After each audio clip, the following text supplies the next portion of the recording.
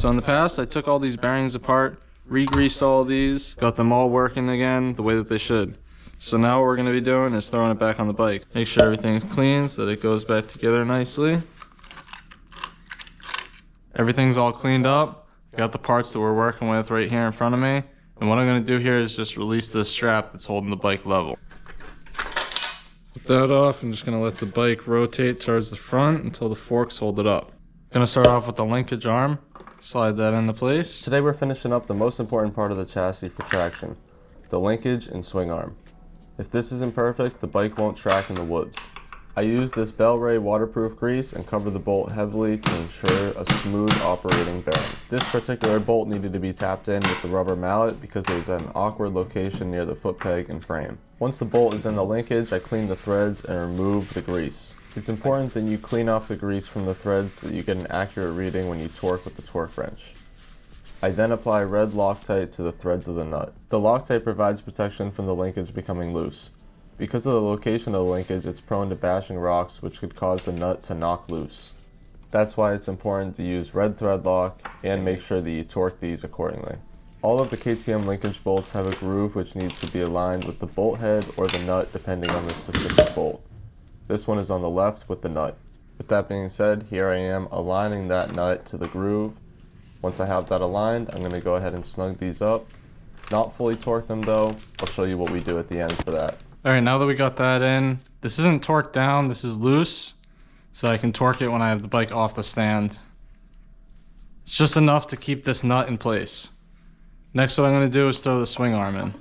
Just make sure that you run this cable the way that it'll be when it is installed. I'm going to be following the procedure of grease the bolt, clean the threads, use red Loctite. The only difference is going to be the groove alignment on each bolt.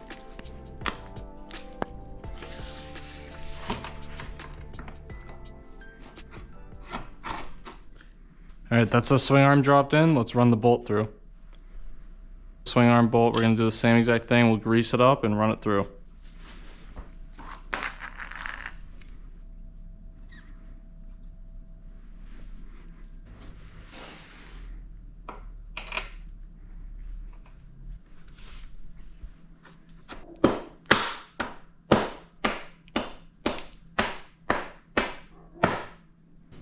So here I'm just lining up this bolt with the frame so that it can get snugged up. There's a groove in there.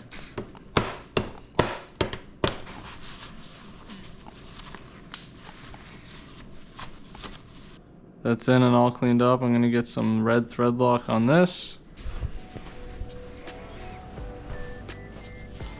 Be sure to wipe any grease off.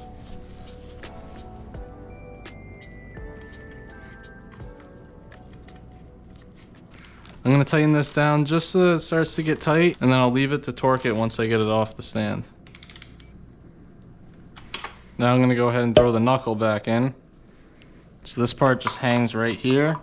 Sometimes it does take a mallet to convince it back up in there.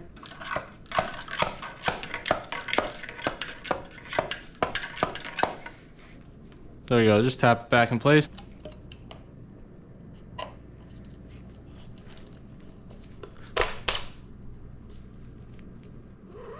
Red thread lock as always.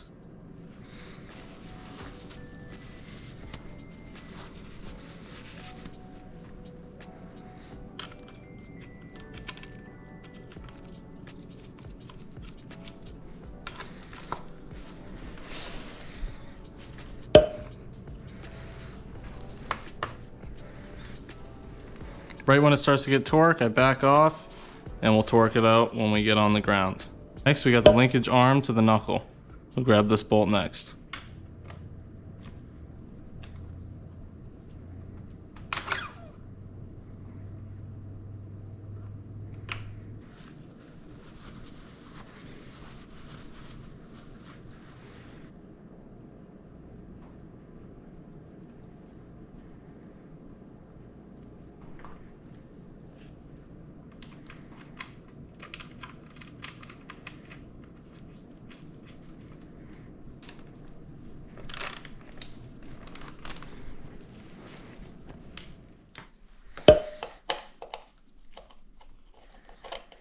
Let's get the shock opened up.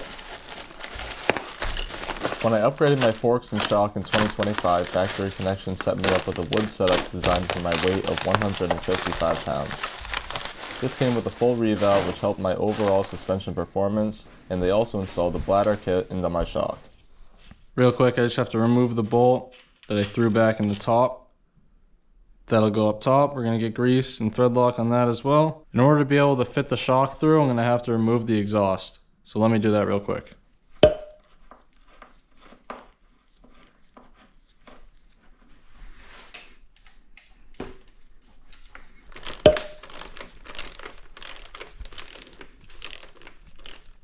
Here I'm removing the arm to knuckle linkage bolt. Once I take this out, I have a lot more play with the swing arm, and it makes installing the shock a whole lot easier. As I mentioned previously, Factory Connection installed a bladder kit here on the shock for me. That's the black piece that reads Factory Connection on it. It follows a similar but re-engineered construction. The aluminum tube is hard coat anodized for durability and promotes better cooling of the shock. The bladder system reduces the internal friction, which provides a smoother action and reduces shock fade. Simply put, the bladder kit helps the shock feel consistent over long rides. This is perfect for me since I'm racing 2.5-hour harescramble races. Go ahead and lightly snug that up and we'll move on to bolting up the shock.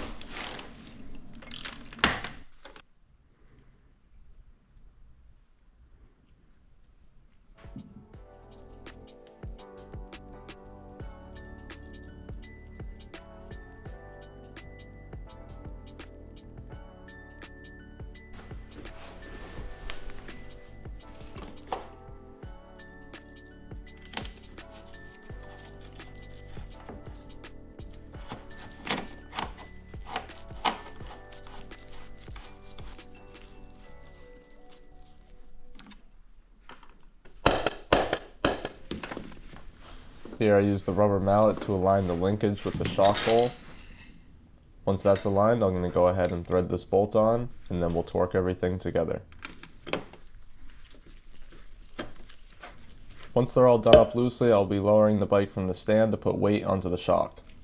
The shock, linkage, swing arm on, everything's great. But in order to torque all that, I got to put the wheels on and drop it from the stand.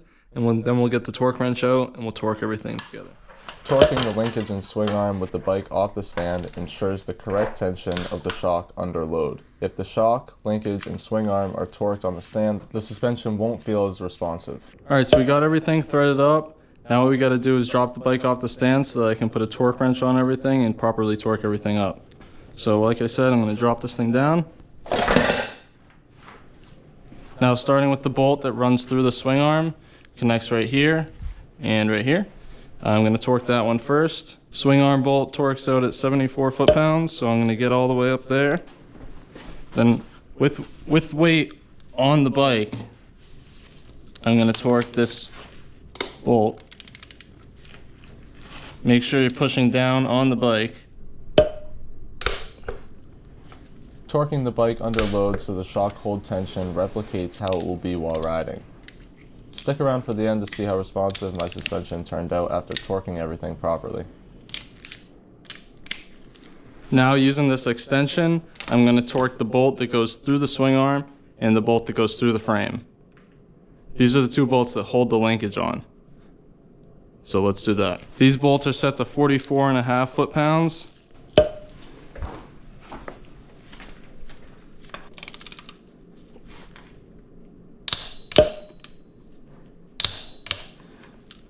That was the bolt that runs through the swing arm and holds the knuckle. Now I'm going to do the bolt that goes through the frame and it holds the dog bone.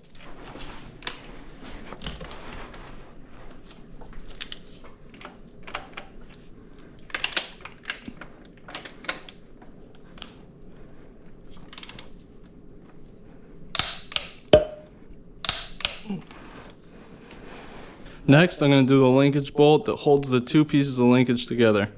It's right here.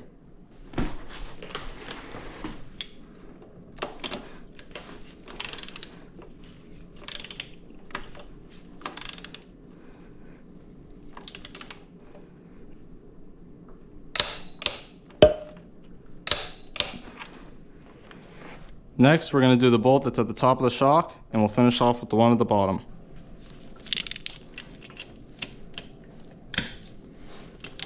top shock bolt.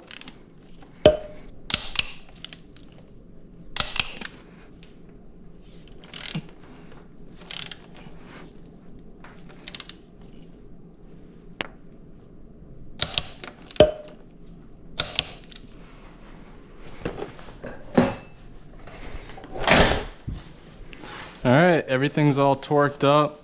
We got grease on the bearings, grease on all the bolts and pivot points. Just gonna clean everything up with a rag real quick, and then we'll move on to the next project. All the work I've put in greasing the linkage and swing arm bearings and sending my shock to factory connection to have a full rebuild before the season is what's going to maximize my suspension's potential in both performance and longevity.